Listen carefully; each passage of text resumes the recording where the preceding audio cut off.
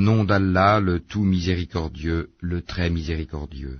Par les vents qui éparpillent, par les porteurs de fardeaux, par les glisseurs agiles, par les distributeurs selon un commandement, ce qui vous est promis est certainement vrai, et la rétribution arrivera inévitablement.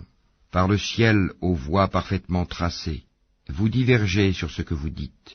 Est détourné de lui quiconque a été détourné de la foi.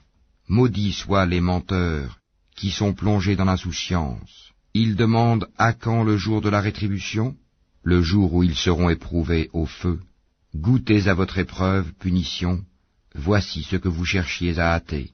Les pieux seront dans des jardins et parmi des sources, recevant ce que leur Seigneur leur aura donné, car ils ont été auparavant des bienfaisants. Ils dormaient peu la nuit, et aux dernières heures de la nuit, ils imploraient le pardon d'Allah. Et dans leurs biens, il y avait un droit aux mendiants et aux déshérités.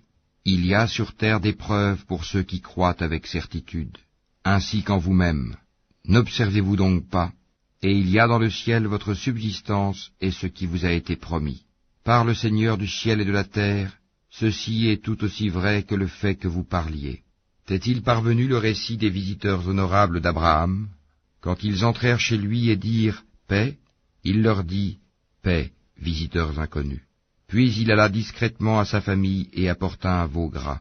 Ensuite il l'approcha d'eux. « Ne mangez-vous pas, dit-il. » Il ressentit alors de la peur vis-à-vis d'eux. Ils dirent « N'aie pas peur », et ils lui annoncèrent la naissance d'un garçon plein de savoir. Alors sa femme s'avança en criant, se frappa le visage et dit « Une vieille femme stérile ?» Ils dirent « Ainsi a dit ton Seigneur, c'est lui vraiment le sage, l'omniscient. » Alors Abraham dit « Quelle est donc votre mission, ô envoyé ?» Ils dirent « Nous avons été envoyés vers des gens criminels pour lancer sur eux des pierres de glaise, marquées auprès de ton Seigneur à l'intention des outranciers. Nous en fîmes sortir alors ce qu'il y avait comme croyants, mais nous n'y trouvâmes qu'une seule maison de gens soumis, et nous y laissâmes un signe pour ceux qui redoutent le douloureux châtiment. Il y a même un signe en Moïse quand nous l'envoyâmes, avec une preuve évidente vers Pharaon. Mais celui-ci se détourna, confiant en sa puissance, et dit, « C'est un magicien ou un possédé. » Nous le saisîmes ainsi que ses troupes, puis le jetâmes dans les flots pour son comportement blâmable. De même pour les Hades, quand nous envoyâmes contre eux le vent dévastateur, n'épargnant rien sur son passage sans le réduire en poussière.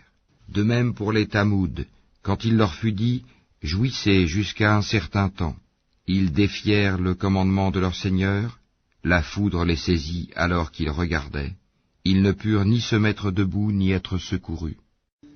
De même pour le peuple de Noé auparavant, ils étaient des gens pervers. Le ciel, nous l'avons construit par notre puissance, et nous l'étendons constamment dans l'immensité. Et la terre, nous l'avons étendue, et de quelle excellente façon nous l'avons nivelée. Et de toutes choses, nous avons créé 2 éléments de couple. Peut-être vous rappellerez-vous. Fuyez donc vers Allah. Moi je suis pour vous de sa part un avertisseur explicite. Ne placez pas avec Allah une autre divinité, je suis pour vous de sa part un avertisseur explicite. Ainsi aucun messager n'est venu à leurs prédécesseurs sans qu'il n'ait dit « c'est un magicien ou un possédé ». Est-ce qu'ils se sont transmis cette injonction? Ils sont plutôt des gens transgresseurs.